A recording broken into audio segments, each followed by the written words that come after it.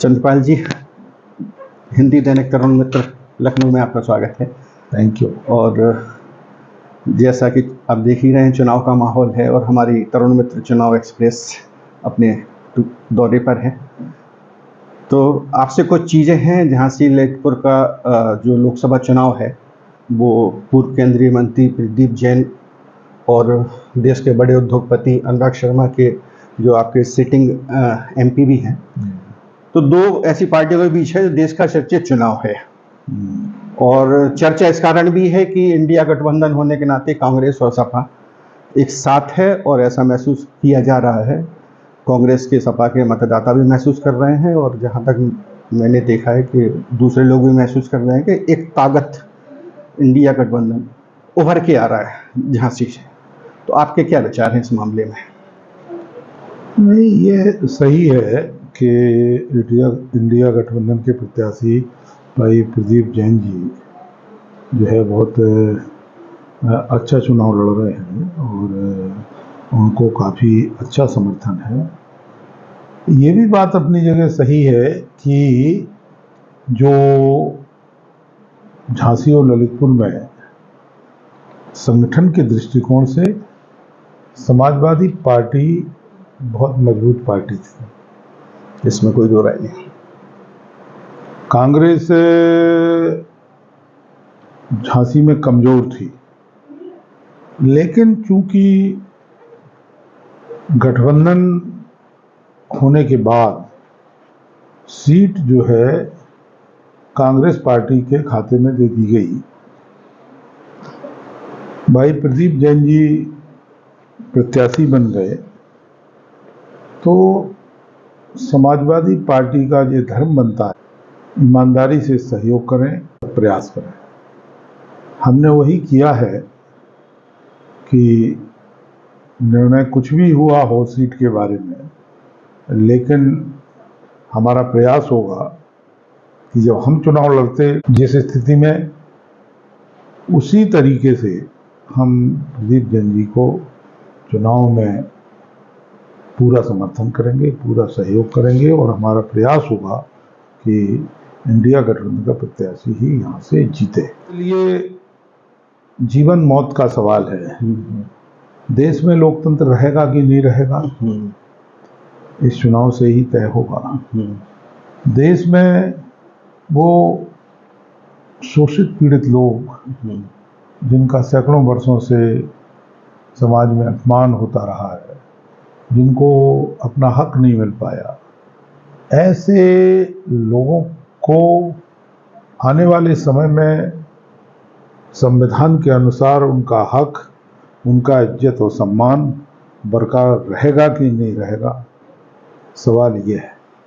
चंद्रपाल जी, एक चर्चा जैसे आपने बताया कि आप बहुत ईमानदारी से सहयोग कर रहे हैं शहर में, इस तरह की मैंने चर्चाएं भी सुनी हैं, लेकिन जैसा एक चर्चा ये भी सुनी है कि ये चुनाव आपका था, ये टिकट आपको मिलना था अगर गठबंधन नहीं होता, और गठबंधन की स्थिति में भी ये टिकट आपका था। तो कहीं दिल में ये खलिश है, कहीं कुछ ऐसा महसूस होता है कि नहीं? ये तो अब जनता ही बताएगी। भाई हमारे अंदर तो कोई क्लेश नहीं है और हमने ईमानदारी से भाई प्रदीप जी का, कांग्रेस पार्टी का समर्थन किया है और ईमानदारी से उनके काम में लगे हैं।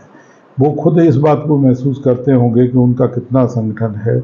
और आज प्रदीप जैन जी जहाँ जा रहे हैं, समाजवादी लोग बढ़ चढ़ करके हिस्सा ले रहे हैं और बढ़ चढ़ करके उनको जिताने के लिए भरसक प्रयास कर रहे हैं। तो हमें तो ऐसा महसूस नहीं होता है कि क्लेश किस बात का।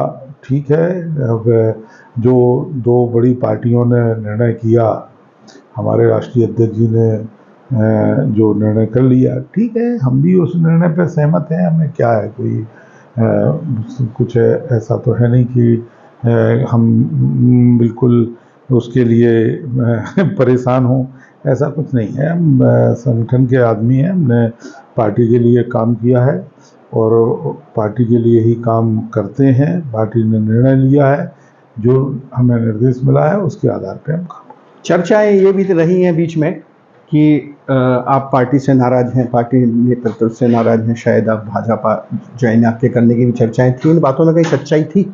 नहीं, हम ना कभी हमने इस तरीके की चर्चा की, ना आज तक मैं किसी भी राजनीतिक व्यक्ति से इस संबंध में मिला, ना हमने कोई चर्चा ऐसा की। माना जाता है कि आपके मोदी जी से और अमित शाह जी से बहुत मधुर संबंध हैं। नहीं, और वो कारण ये है, देखिए हम आप होता है, हम राष्ट्रीय स्तर की एक कोऑपरेटिव संस्था के आप चेयरमैन हैं, और आज से नहीं, हम काफ़ी लंबे समय से कोऑपरेटिव मूवमेंट में काम कर रहे हैं। मोदी जी ने अपनी सरकार में रहते हुए कोऑपरेटिव का एक डिपार्टमेंट बनाया, और उसके डिपार्टमेंट के जो है माननीय मंत्री अमित शाह जी, हम चेयरमैन हैं कोऑपरेटिव सोसाइटी के, और वो जो है उसके मंत्री हैं। निश्चित रूप से उस तरीके का संबंध रहा है, और जब तक चेयरमैन हैं, जब तक हमारा रहना भी वाजिब है, वो संस्था के हित में भी है, देश के हित में भी है, और लोगों के हित में भी है। हम अपनी सीमाएं अच्छी तरीके से समझते हैं, और हम अपनी सीमाओं के अंदर रह करके ये काम करते हैं। जहाँ तक आपने नाराज़गी की बात की, हम तो वही पार्टी से नाराज़ नहीं है, ना हमारा कोई मतलब है, लेकिन अब नेता भी हमें लगता है कि नाराज़ नहीं होना चाहिए, लेकिन अगर होंगे तो मुझे ज़्यादा जानकारी नहीं है। अच्छा, प्रदेश में जिस तरह से इंडिया गठबंधन है, तो सपा और कांग्रेस ही यहाँ प्रदेश में अस्तित्व में है, तो आप क्या महसूस कर रहे हैं गठबंधन के लिए? क्या आप उम्मीद कर रहे हैं इंडिया गठबंधन के लिए? हमें ऐसा उत्तर लगता प्रदेश है, में हाँ, ऐसा लगता है कि आज जो परिस्थितियां हैं, उन परिस्थितियों में इंडिया गठबंधन और भारतीय जनता पार्टी में सीटों उसमें लगभग हमारी समझ में 50-50% सीटें दोनों को मिलने की, मतलब आप 35 सीटों की आशा रखते हैं कि? नहीं, 35 नहीं, 40 सीट, 40 सीटों की आप आशा 40 रखते हैं। सीट हमें ऐसा लगता है कि इंडिया गठबंधन को मिलना चाहिए। जैसे कि चर्चा है झांसी की सीट कड़े मुकाबले में है, और यहाँ से अगर ये भी चर्चाएं हैं कि अगर आप गठबंधन ने चुनाव ठीक लड़ा तो झांसी की सीट इंडिया गठबंधन की जा सकती है। उत्तर प्रदेश में ऐसी और कितनी सीटों पे आप उम्मीद कर रहे हैं जो कड़े मुकाबले में है और निकल सकती हैं? देखिए, जहाँ तक झांसी की बात है, झांसी की सीट में जबरदस्त लड़ाई हो रही है, लेकिन अंततः लोगों का ये मन है, लोगों में भारतीय जनता पार्टी के प्रति, और जो लोग आज बैठे हैं सत्ता में, उन लोगों के प्रति आक्रोश है, क्योंकि जिस सुलभता से जनप्रतिनिधि उपलब्ध होना चाहिए, उस सुलभता से जनप्रतिनिधि उपलब्ध भी नहीं हो पा रहे हैं। दूसरी तरफ जो है, जो वादे जनता के बीच में किए, वो वादे भी पूरे नहीं हो पा रहे हैं, लोगों की मदद नहीं हो पा रही है। निश्चित रूप से आक्रोश होना स्वाभाविक है, लोगों में आक्रोश है।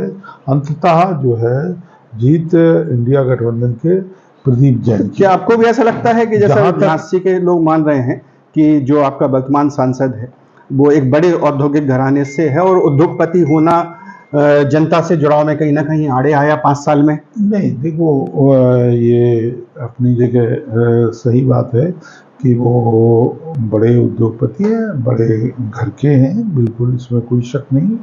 और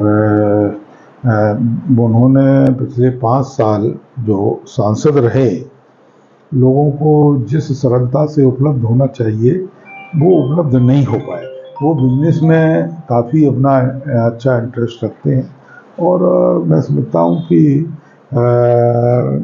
जो व्यवसाय करने वाले लोग हैं उनको थोड़ा राजनीति से दूर ही रहना चाहिए, उसमें जनता का भी भला है और उनका भी भला है। चंद्रपाल जी, आप भी 5 साल 2004 में संभवतः आप लोकसभा जीते थे, उसके बाद आप राज्यसभा भी सदस्य रहे। बुंदेलखंड के विकास में इन 20 सालों में आपने क्या फर्क देखा? 2014 से भाजपा है, 2004 से 2014 तो तुलनात्मक रूप से इस दौर में मैं ईमानदारी से ये बता रहा हूँ कि इस दौर में अगर सबसे ज़्यादा विकास का कार्य किया है इस बुंदेलखंड में, तो माननीय अखिलेश यादव जी की सरकार में हमारे झांसी में हुआ है। उसके बाद कोई काम ऐसा हुआ नहीं है। बातें जरूर बहुत आई। आपने जैसे कहा कि आपको आशा है कि गठबंधन और भाजपा 40-40 सीटें उत्तर प्रदेश में लेकर आ सकते हैं।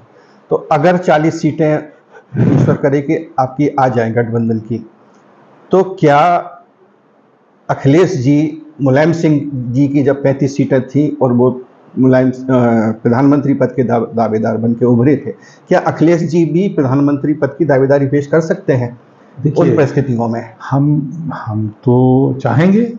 नहीं, आप भी शीर्ष स्तर के नेता हैं, राष्ट्रीय कोषाध्यक्ष रहे हैं। वो ठीक है, लेकिन ये हाईकमान का निर्णय होता है। ये निर्णय माननीय अखिलेश यादव जी को लेना है। वो पार्टी के हित में, प्रदेश के हित में और देश के हित में वो क्या निर्णय लेते हैं वो उनके ऊपर निर्भर करता। हाँ, लेकिन कार्यकर्ता जरूर चाहेंगे कि हमारा नेता देश का प्रधानमंत्री बने। धन्यवाद चंद्रपाल जी। थैंक यू, आपको बहुत बहुत। समाजवादी पार्टी के राष्ट्रीय कोषाध्यक्ष भी रहे हैं, राज्यसभा सदस्य भी रहे हैं और लोकसभा सदस्य भी रहे हैं। हमने इनसे बातचीत की और भविष्य में हम आपको इनसे फिर मिलाएंगे। और जैसा चंद्रपाल जी चाहते हैं, जनता का विकास हो, क्षेत्र का विकास।